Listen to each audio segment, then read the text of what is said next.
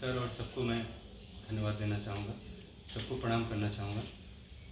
मैं सनोज मिश्रा पिछले 30 सालों से बॉलीवुड में एज ए लेखक, निर्देशक काम कर रहा हूँ और इधर 3-4 फिल्म मैंने एज ए प्रोड्यूसर भी काम किया, जिसमें ये भी मेरी फिल्म है the diary of West Bengal, जिसमें मैं भी एक प्रोड्यूसर हूँ। जैसे आपने कहा कि मैं गायब हो गया था और हमारी टीम ने आके बताया कि वो गायब हैं और फिर मैं आज आपके सामने हूँ।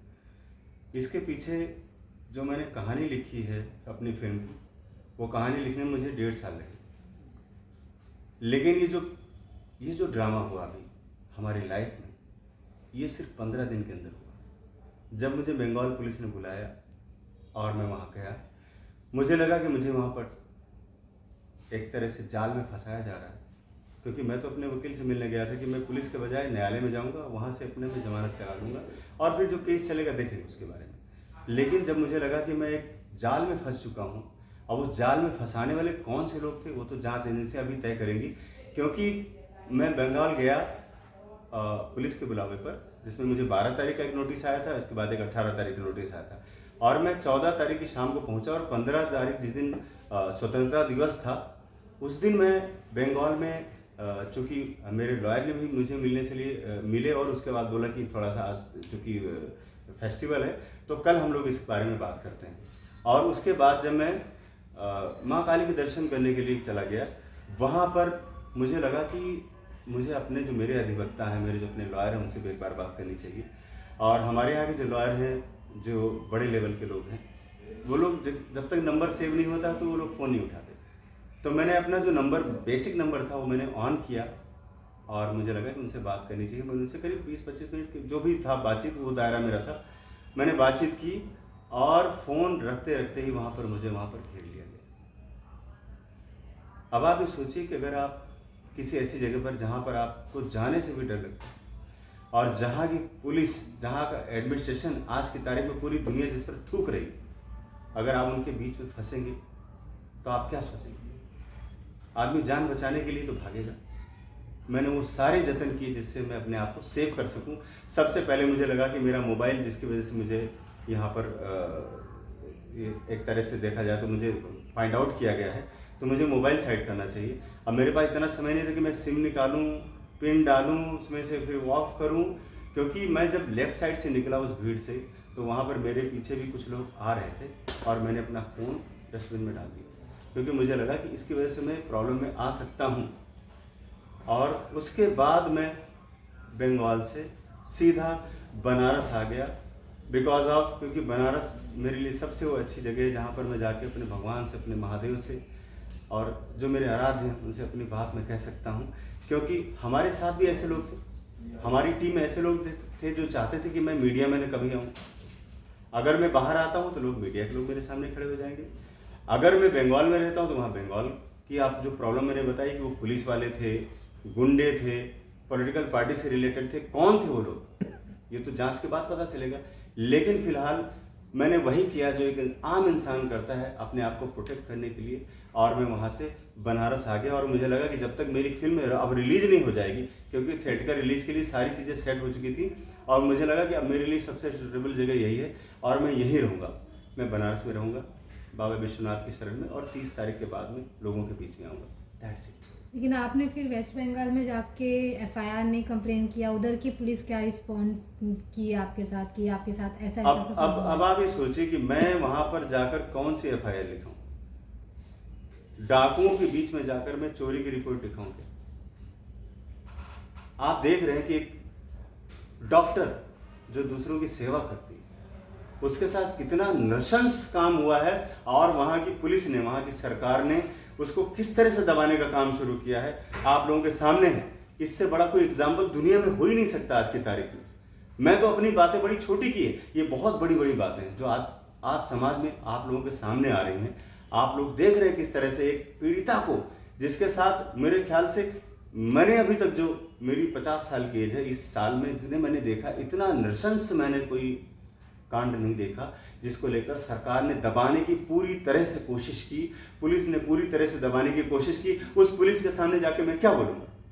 मैं अपनी बात रखूँगी कि भैया मैं सही हूँ, आप मुझे सेव करो। मैंने मेरी फिल्म सेंसर से पास हो चुकी है, इसको रिलीज होने दो, मैंने कोई गुनाह नहीं किया फिल्म बना के, मैं क्या बोलता, आप बताओ मुझे। ये बंगाल पुलिस जो किसी एक सरकारी नियंत्रण में काम करते हैं, उनकी भी मजबूरी है, उन्हें जो बताया जाता है उतने वो लोग करेंगे, दैट्स इट। लेकिन जब से ट्रेलर रिलीज हुआ है तो जो गवर्नमेंट के साइड से आपको क्या कुछ थ्रेट्स आए थे? पहले बोला गया होगा कि चेतावनी दी होगी, मतलब कुछ ना कुछ तो बोले होंगे उनके। पिछले साल जब ट्रेलर लॉन्च हुआ उसी सब मुझे नोटिस आया कि आपने 8 धाराएं या 9 धाराएं थी जिसमें लिखा गया कि आपने सरकार को बदनाम करना चाहा, आपने ये किया, आपने वो किया, आपने वो किया। और वो दौरान आप सोचिए कि वो सारी चीज़ें सामने आ गई। जो मैंने शाहजहां शेख के बारे में अपने फिल्म को दिखाया वो सारी चीज़ें पहले ही सामने आ गई। जो बांग्लादेश के बारे में हमने दिखाया है वो सारी चीज़ें रिलीज होने से पहले ही आपके सामने हैं, जहां पर हिंदुओं के साथ वो अमानवीय कृत्य हो रहा है जिसके बारे में हम सोच भी नहीं सकते, क्योंकि वहाँ का मीडिया, इंटरनेट बंद है। हमें खाली वही खबरें मिल रही हैं जो हम कहीं कहीं से लीक हो जाती हैं, लेकिन अंदर क्या हो रहा है कुछ भी नहीं पता है। योगी जी ने अगर अपनी कल चिंता व्यक्त की है, वो चिंता मेरे पास 2.5 साल 3 साल पहले से थी। जब से मैंने इस फिल्म पे रिसर्च करना शुरू किया, जब से मैंने इस पर काम करना शुरू किया, तो मुझे लगा कि जो 27% हिंदू उस देश में थे आज घटकर 5, 7, 2% कैसे हो गए वो। ये कहानी उन लोगों की थी जो घट गए, जो खत्म हो गए वहां से, उनका क्या हुआ। ये वो कहानी है हमारी फिल्म की, जिसको कोई भी सेकुलर पार्टी, कोई भी सरकार, कोई भी इस तरह की चीज जो वोट बैंक की पॉलिटिक्स करते वो नहीं आने देना चाहते हैं, ताकि लोगों में ऐसा भ्रम बना रहे कि हम सब एक हैं। हम सब एक हैं, नो डाउट एक हैं, लेकिन वहां तक एक हैं जहां तक हम इंसानियत की बात करें, जहां पर अमानवीय कृत्य होते हों और उसको भी सरकार दबाएगी, वहां पर हम कहां से एक हैं। ये कौन सी पॉलिटिक्स है जो एक लेडी डॉक्टर जो लोगों की सेवा करती है, उससे कौन सी इतनी बड़ी अपराध हो गई थी, कितना जघन्य अपराध उसके साथ किया और सरकार ने उसको दबाने की कोशिश की। आप सोचिए, अगर मैं वहां जाकर अपनी रिपोर्ट लिखाऊं कि साहब हमारे साथ ऐसा हो गया, तो मेरे साथ वो लोग क्या करेंगे। लेकिन आपको ऐसा लगता है कि अब ऐसा पिक्चर में सच्चाई दिखाना भी कहीं ना कहीं अपराध होते जा रहा है, क्योंकि हम ही अपराधी बन जाते हैं? बिल्कुल है। आज की तारीख में आप पूरा रिकॉर्ड उठा के देख लो, आज तक किसी फिल्म निर्माता ने, निर्देशक ने, न्यूज चैनल ने कोई 2 मिनट का भी अगर डॉक्यूमेंट्री भी बनाया हो कि यहाँ पर वोट बैंक की पॉलिटिक्स होती है, यहाँ पर ये होता है, तो अब मुझे बताइए कोई एक ऐसा आदमी हो। इवन कि जब मेरा ट्रेलर लॉन्च हुआ और उसके सपोर्ट में जो लोग आ गए कि भाई ये बात सही बोल रहा है, उनके ऊपर भी बंगाल सरकार ने केस दर्ज किया। आप इसे अंदाजा लगा सकते हैं कि ये लोकतांत्रिक बात तो नहीं हो सकती है, ये तानाशाही की बात है जो वहाँ की सरकार करना चाहती है। जो दीदी करना चाह रही है वो लोकतांत्रिक नहीं है। मैं दीदी से बड़ा स्पष्ट बोलना चाहूँगा, बड़ी रिस्पेक्ट है, क्योंकि आज की तारीख में देश में अगर कोई लेडी है सबसे स्ट्रांग तो हमारी दीदी है, ममता जी।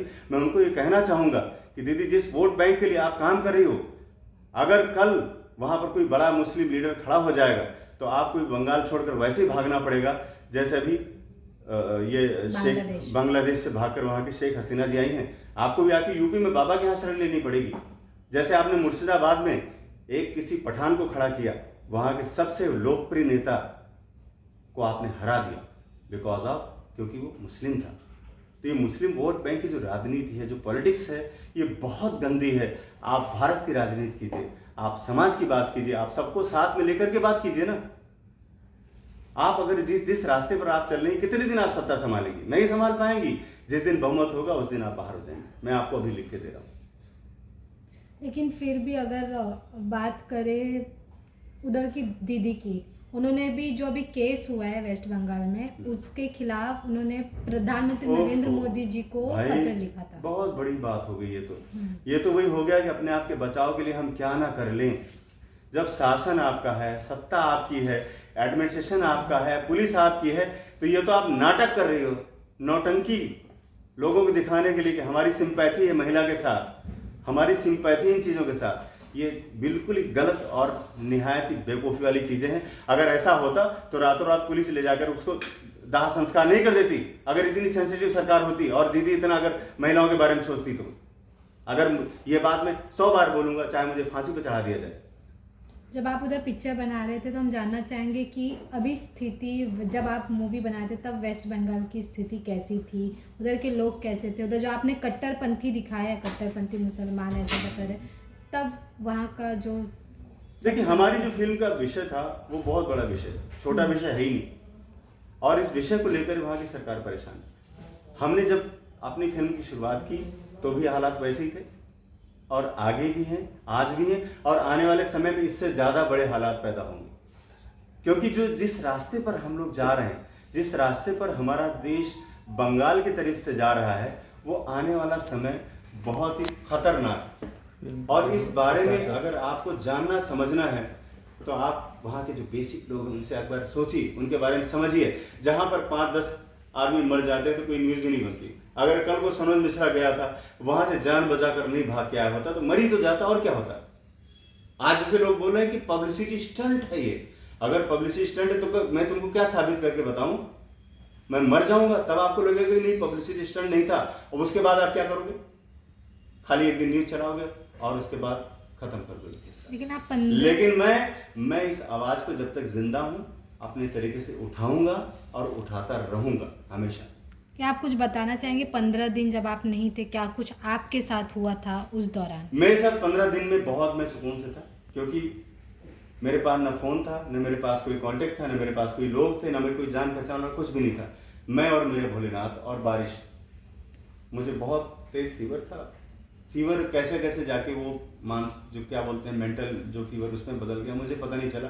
और मैं बीमार था, और मेरी दिनचर्या थी, मैं रोज सुबह उठकर झाड़ू लगाता था घाट पे, दोपहर में भंडारा, और शाम को फिर घाट पे सोना। लेकिन जैसे आपकी जान को खतरा आप बता रहे हो, वैसे कहीं ना कहीं आपके जो प्रोड्यूसर है या फिर आपके जो स्टार कास्ट है, उनको भी कहीं ना कहीं अभी डर बस गया होगा। कोई ऐसा डर नहीं, मुझे तो नहीं लग रहा है, क्योंकि जब मैं ऐसी परिस्थिति में था, वहां से आने के बाद जब मैंने महसूस किया तो पता चला कि वो लोग बड़े बड़े 5 स्टार होटलों में और वो लोग बड़ी बड़ी जगहों में जाकर अपना इंटरव्यूज कर रहे हैं, पार्टियां मना रहे हैं और अपने तरीके से चीज़ों को वो कर रहे हैं। उन्होंने कभी भी ये नहीं सोचा कि एक आदमी जिसने रूट्स है, जिसने इस फिल्म को जिया है, जिन्होंने इस फिल्म को लिखा है, बेसिक तरीके से काम किया है, रिसर्च किया है, और कई साल उन्होंने अपनी ज़िंदगी के दिए हैं, उनके बारे में भी एक श्रद्धांजलि के रूप में कि भाई मर ही गए होंगे कहीं तो एक बार बोल दिया जाए। लेकिन वो बात नहीं हुई, इसलिए मैं नहीं चाहता हूँ कि उनके साथ कोई प्रॉब्लम होगी, क्योंकि वो लोग अपने तरीके से जी रहे हैं और मेरा अपना अलग तरीका जीने का।